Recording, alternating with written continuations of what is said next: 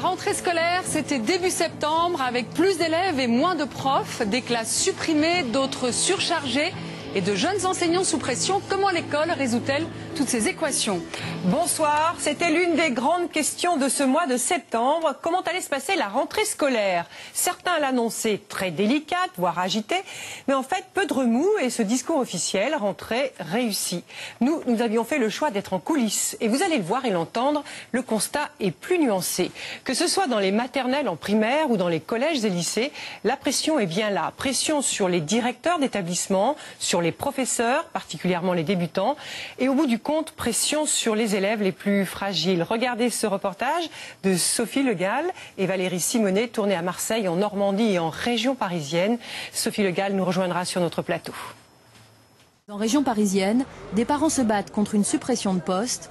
À Bois-Colombes, ils sont très remontés. Petit sitting ce matin à l'école contre la suppression. Dans cette école, l'inspection académique des Hauts-de-Seine a fermé cet été une classe.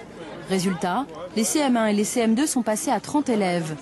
Les CP, eux, ont été préservés, ils sont à 25. Restez avec nous pour l'ouverture de la 15e classe, pour l'obtenir.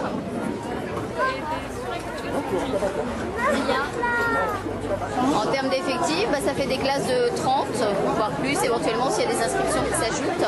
A priori, là, ils en sont à 30. C'est beaucoup, oui, quand ça prépare à la 6e. Et puis une classe de double niveau, c'est pas évident, ça fait double travail pour l'instit.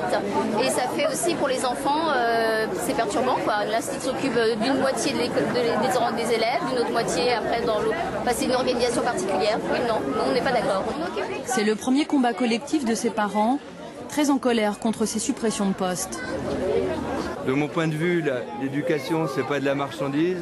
Ça mérite quand même un petit peu d'investir. On n'est pas dans une logique de rentabilité à court terme là. On entend très bien la logique gestionnaire il faut supprimer des classes parce qu'il faut supprimer des postes. L'obsession de supprimer des postes génère un moindre service aux usagers. On vous invite à rentrer dans l'école pour occuper le bureau du directeur. Pour les parents, cette occupation est leur dernière chance d'obtenir de l'inspection académique une réouverture de classe. Vous de remonter en disant que l'école est occupée par les parents. Le bureau est occupé, il faut lui dire. On attend que M. Piffard, directeur de l'école de Paul-Bert A, vienne pour qu'il constate qu'on occupe l'école. On ne fait pas que un sitting dans la cour, mais qu'on occupe et qu'on est motivé, qu'on attend une réponse à notre demande. L'inspectrice arrive, elle est aussitôt interpellée. C'est bon ? Vous parlez du fond, madame, c'est de la suppression de classe. Les parents n'obtiendront pas de réponse. Madame, la suppression de classe, on peut en parler ? L'inspectrice est venue pour le rituel du comptage. C'est de ce chiffre que dépend la réouverture ou non de classe. C'est l'un des délégués de parents d'élèves qui donne le résultat. On va vous donner juste les chiffres qui ont été comptés avec l'effectif actuel à ce jour. Et au jour de la rentrée, on est à une moyenne de 26,92. Donc 27 enfants à peu près par classe. 27 enfants. Donc, on est toujours en balance. On est en balance. Parce qu'à 28, on roule. Voilà.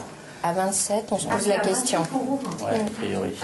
Laïla est agacée par ces moyennes arithmétiques. C'est vrai que si on fait la moyenne sur l'école, la moyenne chute, enfin le nombre chute d'élèves par classe, mais c'est pas la réalité, quoi. Dans la réalité, c'est qu'il y a des classes à 30.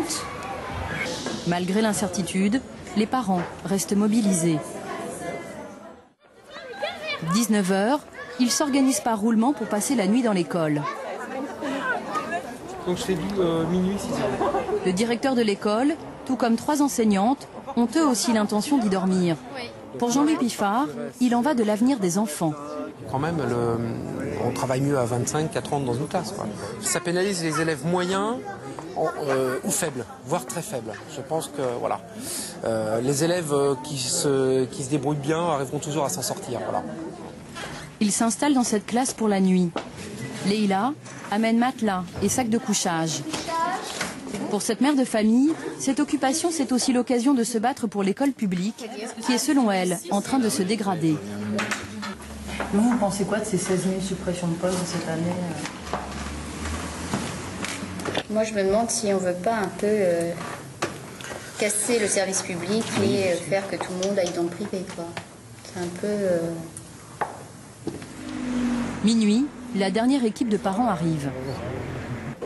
Une dernière fois, le directeur ne peut s'empêcher de refaire ses comptes. Là, on est Pour lui, la réouverture se joue à quelques fractions d'élèves. Ce sont des dixièmes. Des dixièmes d'élèves. La règle à calcul. Hein. Ça vous inspire quoi, ça? Qu'est-ce que ça m'inspire? Bah, que c'est de pire en pire. Que quand j'ai commencé, c'était pas du tout comme ça. C'est vraiment... ça répond aussi à une politique. Voilà. Au détriment des enfants. Voilà, c'est ça qui n'est pas normal, quoi. 1h du matin, extinction des feux. À la guerre comme à la guerre. Vous pensez un jour dans votre... Non, c'est la première fois que ça m'arrive en 25 ans. 25 ans de carrière, mais bon, faut bien un début à tout. Hein. Ils vont dormir dans des conditions plus que spartiates, avec l'espoir de sauver une classe. Y parviendront-ils? 3 jours après la rentrée, le couperet est tombé. En dépit de l'occupation de l'école, la classe ne rouvrira pas. Pour Leïla, la décision est rude. Son fils s'est déjà plaint de ses classes surchargées. Il m'a dit, dès le premier jour, il m'a dit « Oh là là, on est sur 3 rangées, on est très nombreux et tout. » Il dit « Mais la maîtresse, comment elle va faire pour expliquer à tout le monde ?» C'est vrai qu'il passait de 23 à 30, alors le choc, quoi. Ce matin, la maire adjointe UMP de la ville de Bois-Colombes a rendez-vous avec les parents d'élèves. Elle veut les convaincre du bien fondé de cette fermeture de classe.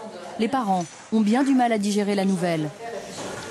L'ouverture de notre classe, en fait, on s'assoit dessus, quoi. Moi, je crois qu'on s'assoit tous. Oui, non, d'accord. À un élève près, il y avait ouverture ou fermeture. Oui, c'est comme vos participations en quotient familiale, il y a l'effet de seuil. Oui, mais donc on est allé jusqu'au bout du mouvement. C'est vrai que non adapté à la... des enfants, quoi. On parle d'enfants. On parle d'enfants, quoi. Non, quand même. Je suis désolé. Vous vous êtes exprimé, vous avez tout à fait le droit de vous exprimer, vous avez manifesté. C'est une...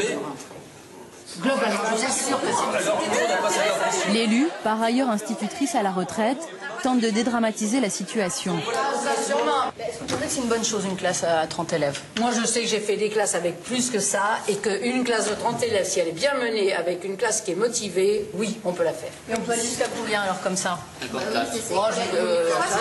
Mais à 30, c'est faisable. Il ne faut pas exagérer, à 30, c'est faisable. Oui, mais Madame Patois, avouez que c'est un autre temps. C'est une autre époque. Non, mais vous soutenez en fait la politique gouvernementale des 16 000 suppressions d'enseignants. Pour l'instant, je ne vous réponds pas à cette question. Monique Patois ne souhaite pas s'apesantir sur la politique gouvernementale.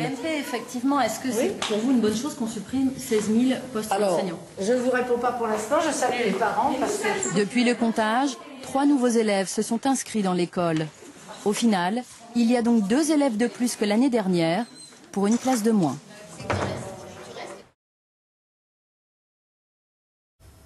Sophie, bonsoir. Bonsoir. Bonsoir Sophie. Bonsoir. Alors, vous avez rapporté des séquences assez inédites dans votre reportage, notamment ce comptage des élèves dans les classes.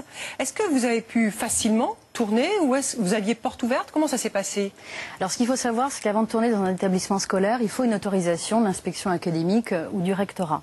À Marseille, Valérie Simonet, avec qui j'ai réalisé le reportage, n'a eu aucun problème. Les portes étaient largement ouvertes, donc elle a pu tourner ce qu'elle souhaitait. À Trouville ou à Bois-Colombes, la situation était un peu différente. À Bois-Colombes, notamment, on a souhaité poursuivre le reportage, montrer qu'est-ce que c'était enseigner dans une classe de 30 enfants pour un enseignant. Et ça, on nous a refusé très clairement d'y tourner. Qui c'est on? C'est par exemple là l'inspection académique de Nanterre. À Trouville, on a aussi essuyé un refus. Vous avez vu, on tournait surtout avec les parents d'élèves, un petit peu avec la directrice.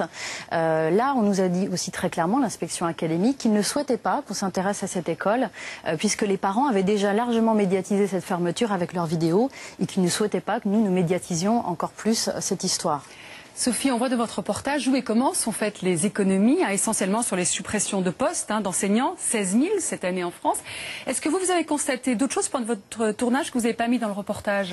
Alors effectivement, il y a des suppressions de postes qu'on ne voit pas. Par exemple, les RASED. Alors qu'est-ce que c'est les RASED? Alors les RASED, ce sont les enseignants dans le primaire qui font de l'aide personnalisée aux enfants en très grande difficulté. Et cette année, on a supprimé 600 postes. Donc on voit très bien que là, c'est une mesure évidemment qui va défavoriser les enfants en difficulté scolaire. Autre problème, par exemple, ça peut se poser aussi dans les établissements type lycée ou collège. Là, il y a eu une étude faite par le SNPDEN, qui est le principal syndicat des chefs d'établissement, qui explique qu'en fait, dans les établissements où il y a des enfants enfants très défavorisés, il y aura beaucoup plus d'heures de cours en moins. À titre d'exemple, dans un établissement favorisé, on peut même gagner jusqu'à 4 heures de cours. En plus, alors que dans un établissement très défavorisé, on peut en perdre jusqu'à 25. Et c'est là où il en faudrait le plus. Ouais. Alors, 5 profs, 5 enseignants pour 100 élèves en France, c'est ce que révèle un rapport de l'OCDE. On est les derniers de la classe? Alors c'est ça qui est très étonnant, c'est qu'on s'attend souvent à entendre, on entend souvent en France, il y a beaucoup de professeurs. Et puis on se rend compte quand on voit cette étude menée par l'OCDE, donc sur les 34 pays au monde les plus industrialisés, que la France arrive en queue de peloton. C'est-à-dire qu'on est le pays qui a le plus faible taux d'encadrement de professeurs par élève. Et effectivement, le primaire, on a 5 professeurs pour 100 élèves. Et on est très loin, par exemple, derrière la Grèce, l'Italie ou le Portugal, où on a 8 professeurs pour 100 élèves. Et donc on se rend compte notamment que l'école primaire est le parent pauvre de l'éducation nationale. Merci beaucoup. Merci Sophie.